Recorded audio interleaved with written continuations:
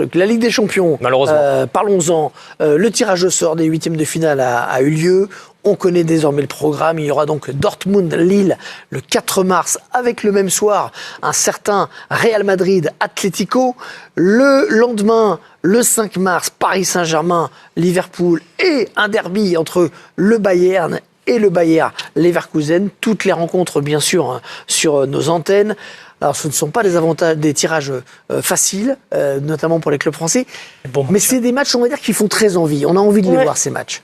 Franchement, j'étais super contente de ce tirage, non pas parce que ça va être facile pour les clubs français, mais parce que les affiches sont nouvelles. C'est vrai que PSG-Barça, j'ai l'impression qu'on l'a vu 600 fois ces derniers temps. Donc Liverpool, c'est un peu l'épouvantail de cette Ligue des Champions pour l'instant, mais voilà, on se dit qu'avec le PSG, ça peut être faisable. Et puis Lille-Dortmund, ça sonne un peu plus fort que Club Bruges, donc ça va être plus difficile. Mais ils vont jouer dans un super stade contre un très grand club qui était en finale. Ça va être chaud, franchement. Mais ça va être top. Et Paris, surtout, va enfin pouvoir mesurer ce PSG-là face à une équipe qui a quand même des joueurs exceptionnels et surtout une intensité supérieure aux derniers adversaires. C'est ça, c'est un vrai gros test. Ne dites rien sur Liverpool. Pour ceux qui n'auraient pas vu le match, on va vous montrer les images dans un instant. Je voudrais juste qu'on regarde le parcours, parce qu'il y a une arborescence maintenant où on a un tableau comme au tennis. Donc on peut essayer de se projeter sur ce qui attend les clubs après les huitièmes de finale. Donc si Paris réussissait l'exploit d'éliminer Liverpool, vous allez encore aller me chercher sur le mot d'exploit. La performance, je n'ai pas relevé, mais on aurait pu le faire. La performance, ce serait soit le club Bruges, soit Aston Villa. Donc ça, c'est quand même un tableau un peu ouvert. Aston Villa, vraisemblablement, ce qui n'est pas impossible. Et si Lille se débarrasse de Dortmund, ce sera le vainqueur de la confrontation entre Benfica et Barcelone. Vous voyez également à travers ce tableau que Lille et Paris ne peuvent se croiser qu'en finale. Il n'y aura pas d'autre duel franco-français. Non, je dis juste que ça peut arriver. Voilà. Et Paris est dans la partie de tableau du Real Madrid, Lille dans celle du Barça et du Bayern. Exactement. Alors parlons de Liverpool, qui sera donc l'adversaire du Paris Saint-Germain en 8e. Liverpool, leader de la Première Ligue, qui jouait un match difficile à City. Un City encore sous le choc de son élimination en Ligue des Champions face au Real. Oui, et en Première Ligue, cette saison, il y a un monde d'écart entre Manchester City et Liverpool. 17 points d'écart, par exemple, au coup d'envoi ce soir. 2-0, c'est le score final, cette victoire donc de Liverpool, très importante dans la course au titre parce que ce soir, Liverpool a 11 points d'avance sur le deuxième Arsenal. Incroyable. Et ils ont 20 points d'avance sur Manchester City. Ils ont un match de plus qu'ils ont joué, Liverpool, mais bon, 20 points entre City et Liverpool. Juste un petit mot sur la fin de saison de City. Il faut sauver les meubles, il faut essayer d'aller chercher la Ligue des Champions, c'est l'objectif. Est-ce qu'ils peuvent le faire ? Oui, je pense qu'ils peuvent le faire, terminer dans les 4 premiers. Après, en fonction aussi des performances des clubs anglais en Coupe d'Europe, il y aura peut-être 5 clubs, donc il y a la chance de pouvoir le faire et pourquoi pas gagner la FA Cup pour avoir au moins un trophée cette saison. Et la question pour Liverpool, et pour Paris, c'est est-ce que le PSG, dans sa forme actuelle, peut inquiéter cette équipe de Liverpool ? C'est 50-50. C'est des matchs de très très haut niveau, chacun avec ses arguments, mais le PSG a toutes ses chances. Comme Liverpool, c'est des matchs qu'on attend en février, en mars et qu'on attend tout le temps. Et c'est l'heure de vérité.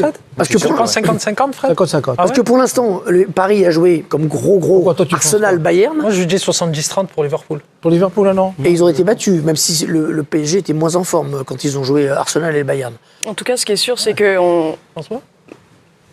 le PSG est mieux parce que c'est depuis City, ils ont franchi un palier, mais dès que l'attitude s'est élevée, ils ont eu du mal à suivre la cadence. Après, pour avoir vu le PSG depuis un mois. Depuis un mois, c'est un autre PSG, mais je mets quand même Liverpool un petit peu devant pour l'expérience et pour l'intensité qu'ils mettent. Et la largeur d'effectif quand même. Exactement. Ce que j'ai vu aujourd'hui, c'est qu'en plus ils sont très bons, le PSG, sur leur pressing. Mais Liverpool, ils sont capables de ressortir le ballon sous pressing d'une manière exceptionnelle. Manchester City, cette année, c'est moyen. Ouais, mais quand même, je trouve qu'ils ont en tout cas, ça va être plus qu'un test, comme le disait Margot. Je trouve qu'il va y avoir un match dans le match avec Salah. Je ne sais pas ce qui se passe, il est inarrêtable. Sachant qu'à gauche, au Paris Saint-Germain, Nuno Mendes, c'est plus un contre-attaquant qu'un défenseur. Il faut pas qu'ils fassent comme Gvardiol, en gros, c'est un peu ça que je conseille. Et après, les coups de pied arrêtés. C'est pas leur spécialité, mais de ce que je vois aujourd'hui, clairement, moi, les corners du PSG, je trouve que c'est un peu une faille. Et de ce que j'ai vu de Liverpool, c'est bon aussi là-dedans. Donc, non, je mets Liverpool quand même un peu devant, 60-40. Le corner de Liverpool n'est valable que sur des défenses en zone. Je ne l'ai pas relevé, mais si tu fais du marquage, non, mais des fois, c'est un peu plus le difficile. Paris Saint-Germain, ils sont pas attentifs sur les coups de pied arrêtés, quoi. On a quand même eu une réponse sur ce match-là parce que ces dernières semaines, Liverpool était moins fringant, il gagnait moins en Première Ligue et même dans les autres compétitions, même s'il avait beaucoup fait tourner Arne Slot. Là, on a quand même eu une réponse parce que certes, c'est pas un grand City, mais Liverpool a montré des choses qu'on avait un peu moins vues ces dernières semaines. Mais tout le monde gagne contre City. Oui, en ce moment. C'est ça qui est difficile à mesurer. City, c'est un grand. Bon, après. Ah, mais ils ont fait C'est pas une référence, quoi. Ils vont faire une très bonne bon saison, ils vont finir 3e. Bertrand. Moi, je suis, à l'inverse de Frédéric, pas aussi optimiste pour le Paris Je ne suis Saint-Germain. pas optimiste, ça cote, ça cote. Ah oui, mais je ne le suis pas autant. Moi, je pense que le Liverpool est assez nettement favori de cette confrontation, même si, comme le disait Gauthier, ils sont un peu moins bien en ce moment. Je sais que certains supporters parisiens me reprochent mon scepticisme au sujet de cette série, mais effectivement, le PSG n'a pas rencontré d'adversaire de la qualité de Liverpool. À tout ce qui a été dit, je souscris de ce qu'a dit Laure. Il y a le milieu de terrain parisien. Moi, j'ai encore des doutes. Et Vitinha, Joao Neves, Fabian Ruiz, est-ce que c'est capable de batailler contre un top milieu de terrain mondial? J'ai encore des réticences à ce niveau-là. Ce sera l'épreuve de vérité. Ce sera l'épreuve de vérité, effectivement, un vrai test. Ah bah auquel cas, ça se dégage après. L'avantage du PSG, c'est que entre ces confrontations, ils jouent quand même Lyon et Lille, donc il y aura une certaine intensité. Si le match de Lille est maintenu, ce qui n'est pas encore sûr. Messi, Cristiano Ronaldo qui ne tiennent pas leur nerf, on sent que les arbitres sont un peu embêtés parce qu'ils ont face à eux des ambassadeurs numéro 1 du championnat dans lequel ils sont. Il y a des enjeux un peu qui les dépassent. Cristiano Ronaldo, pas un jaune. Non, mais c'est vieux comme le foot, c'est que souvent les grands joueurs, et là eux sont, comme vous l'avez dit, des ambassadeurs, ils sont parfois arbitrés un petit peu différemment, et je pense que pour mettre un jaune ou un rouge à l'un des deux, il faut qu'ils aient fait un peu plus que la moyenne, je pense.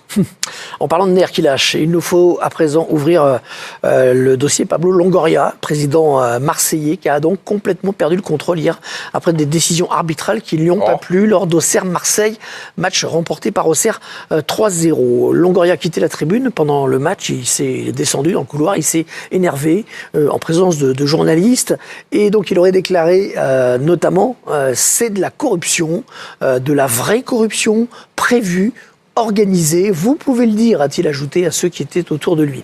Et enfin, il a déclaré en parlant de la Ligue 1, s'ils organisent demain une Super League, donc un championnat européen, je pars en Super League, pas dans ce championnat de merde. Lui comme Ravanelli ont expliqué qui n'avait jamais vu d'arbitrage comme celui de M. Stinat en 30 ans de football. Je pense que s'il cherche un peu, il devrait trouver quand même des décisions un peu plus contestables. Surtout Ravanelli.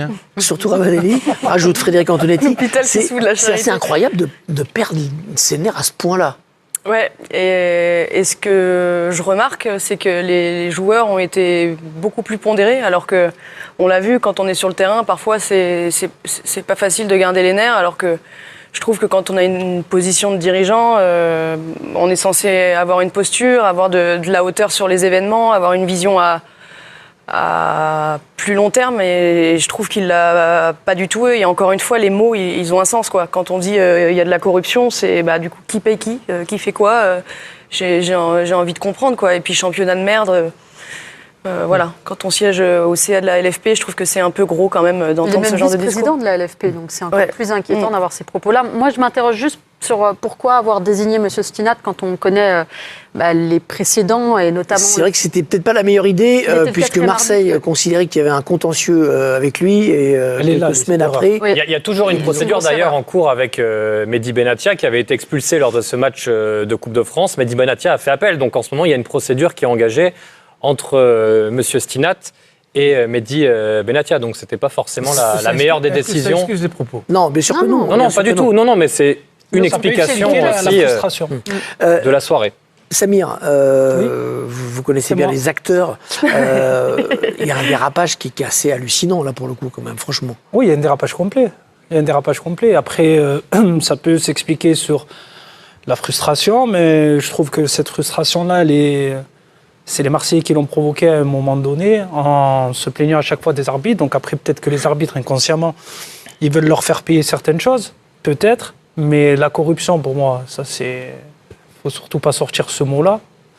s'il n'y a pas de preuve avérée. Et je ne pense pas qu'il y ait eu une quelconque corruption envers les arbitres. Comme l'a dit Margot, je pense que l'erreur, ça a été de signer M. Stilnat pour ce match-là. Mais après, sur la Super League, sur le championnat de merde, je pense que tout ça, c'est un dérapage et qu'il risque de s'excuser très bientôt parce qu'il a défendu à l'époque, il était contre la création de cette Super League. Donc je pense que c'est une provocation de sa part. Sur les arbitres, pour rester sur les arbitres, pardon, il y a eu une réaction officielle d'ailleurs des arbitres aujourd'hui. Oui, tous les arbitres centraux de Ligue 1 ont annoncé que dès demain, ils vont porter plainte pour diffamation. Philippe Diallo, le président de la Fédération française de football, a aussi condamné des propos diffamatoires et inacceptables. D'ailleurs, la commission de discipline de la Ligue va être saisie dans les prochaines heures pour juger dans les prochaines semaines Pablo Longoria. Et j'allais venir justement sur la déclaration de Diallo que j'ai trouvé le président de la Fédé, donc, intelligent. Déjà, je trouve qu'il faut que les instances réagissent pour que ça frappe un peu plus fort. Et surtout rappeler que forcément, ça a des répercussions dans le football amateur. Bon, j'ai la chance d'aller sur des terrains en Ile-de-France. Honnêtement, je vois pas que des belles choses. Et je pense que si là-haut, ça se passe pas très bien, là, on parle de Longoria, mais je veux dire, tous les week-ends, j'abuse un peu, mais il se passe pas des trucs qui sont corrects. Et malheureusement, c'est là-dedans qu'ils viennent prendre exemple. Donc, j'ai une question, que ça s'arrête. Excusez-moi. Déjà qu'ils sont dans une certaine paranoïa au niveau des décisions arbitrales à chaque fois. Le fait que tous les arbitres centraux vont porter plainte pour diffamation. Puisqu'ils se sont sentis attaqués par le fait qu'on évoque de la corruption. Les instances n'auraient pas pu calmer la chose, essayer de faire une réunion de médias, d'essayer de calmer tout le monde, une médiation, tout le monde est là, se parle, se discute. Là, en faisant... Ça viendra peut-être dans un deuxième temps, mais c'est un peu logique. Parce que là, sur une plainte, à la prochaine décision, les Marseillais vont croire encore qu'on s'est fait voler, c'est la vérité. Après, il y a un moment donné où il va falloir qu'ils sortent de ce discours, non, j'imagine, victimaire. Moi, je trouve que, à cause des dirigeants marseillais, parfois à juste titre, mais souvent non, la saison marseillaise est polluée. Le récit médiatique est pollué par les plaintes des différents interlocuteurs au sujet de l'arbitrage et ça ne peut pas durer. Une des réalités de la saison de Marseille, c'est aussi qu'ils ont pris 6-1 contre Auxerre et ça, malheureusement, c'est totalement occulté par les déclarations 6-1 sur 2 matchs. Sur les 2 matchs contre Auxerre, qu'ils ont été éliminés en Coupe de France, on n'en parle jamais. Il y a aussi plein de choses positives, le recrutement, toutes ces choses-là qui sont occultées par le fait que quand c'est pas l'un, c'est l'autre. Ça a été Mehdi, ça a été Longoria, là, ça peut être également Ravanelli et c'est un peu usant. Moi, ce que j'aurais aimé, et là, Longoria a vraiment dépassé les bornes, c'est que Longoria, il fasse usage de sa parole de manière un peu plus catégorique quand il est en conseil d'administration à l'FP. Si le football français a besoin de lui, c'est dans ces réunions-là plutôt que de balancer des sornettes. Mais il n'a pas réagi, c'est ça le pire. Moi, je ne pense pas que le football français a besoin de Longoria. Ce qui montre quand même qu'il a raconté sur le coup de la colère n'importe quoi, c'est que quand il dit que le championnat de France est un championnat de merde, je le cite, et qu'il veut le quitter, il est membre effectivement du conseil d'administration de la Ligue qui est censé vendre ce championnat, donc il est en train d'expliquer à des éventuels acquéreurs, si jamais le championnat redevenait à vendre, que c'est un championnat de merde et corrompu. On va dire que ses propos ont dépassé. C'est pas comme si l'image de la Ligue 1 était assez écornée ces derniers temps. Moi, je vais parler de Longoria. Surtout cette semaine. J'avais peu d'estime pour lui en tant que dirigeant sur la politique sportive, changement d'entraîneur, changement d'effectif tout le temps, des transferts, donc on ne comprend pas tout. Voilà, et vu ce qu'il a fait là, l'estime est encore tombée. Bon, il s'en fout sûrement, je vous tenais à le dire. Frédéric, vous, qui peut-être pas dans ces proportions, mais ça vous est déjà arrivé parfois de vous prendre le bec et de réagir à chaud, est-ce que vous pensez que, comment on se sent quand on fait une sortie comme ça, qui est condamnée par tout le monde ? Je pense qu'il faut, moi je parlais du dirigeant, je ne parle pas de l'homme, parce que l'homme je ne le connais pas. Quand on rentre chez soi, on est mal, on est très très mal, on regrette tout de suite. Ça m'est arrivé, après on dort très mal, et puis on est à la une, on parle de soi négativement, donc on le regrette fortement. Mais parfois, dans un contexte, des propos comme ça, en 30 ans, moi je n'ai jamais vu. Mais pourquoi il ne fait pas un communiqué pour s'excuser Zlatan a eu les mêmes. Zlatan avait eu les mêmes à Bordeaux. Il y avait eu l'affaire. Parlant de championnat de merde comme lui, mais par contre la corruption, non. La corruption, non. Il aurait pu atténuer ses propos dans un communiqué aujourd'hui ou au moins émettre des silence radio, reprendre la parole. À froid. Mais sommes-nous sûrs qu'il ne le pense pas vraiment, en fait? Parce que c'est quand même dans un climat général où les Marseillais... On a proposé aux dirigeants marseillais de reprendre la parole ce soir et ils ne l'ont pas souhaité. Mais franchement, si Longoria s'en va du football français, moi je ne vais pas pleurer. Oui, mais on n'est pas ici sur le ad nominem. Non, mais quand tu dis je veux partir en Super League, tout ça, je dis bon voyage. Et le football a commencé avant lui, et il existe avant lui, il existera après lui. Il n'y a pas que lui, ce serait l'OM qui partirait dans un autre championnat, ce qui est pas l'intention. Moi je pense sincèrement que Marseille mérite mieux. De ne pas parler aussi, ça peut Ça peut être un avantage. Quand on sait, il sait qu'il va réfléchir mûrement à ce qu'il a dit avant de refaire une déclaration. Peut-être que là, il est encore à chaud. Peut-être qu'il est encore un petit peu frustré par ce qui s'est passé. Je pense que c'est mieux de faire profil bas. C'est ce qu'ils auraient dû faire depuis un petit moment, silence radio. Et parfois, quand on est un peu trop